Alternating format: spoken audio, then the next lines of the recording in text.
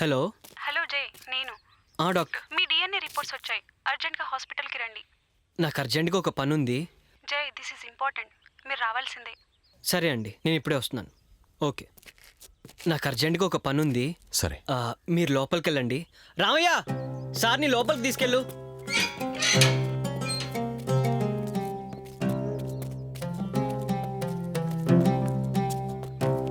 Hello బేటా. Hi. నేను నిన్ను కొన్ని క్వశ్చన్స్ అడుగుతా, ఆన్సర్ చెప్తావా?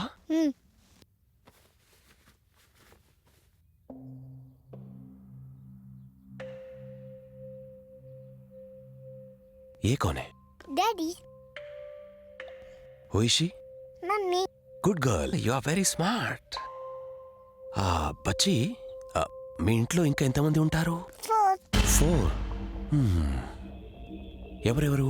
మమ్మీ, అవును. డాడీ, డాడీ, నేను, నువ్వు, రామయ్య తాత. రామయ్య.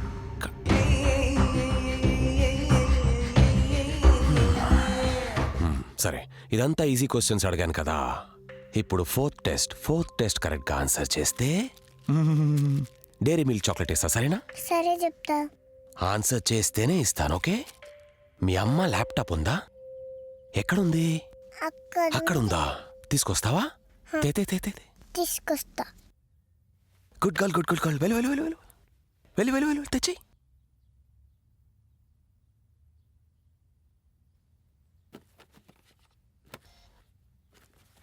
ఈ పాస్వర్డ్ అంతా సెట్ చేసి మమ్మీ ల్యాప్టాప్లో వాల్పేపర్ ఏమై ఉంటుంది చెప్పు.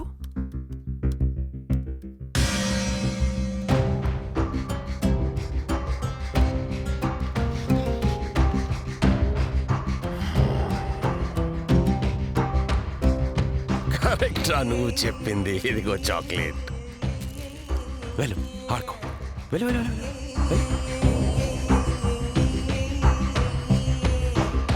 పాప మీకు బాగా రెస్పాండ్ అవుతుంది. సో తన గురించి ఏమన్నా డీటెయిల్స్ తెలుసుకొని చెప్పగలరా?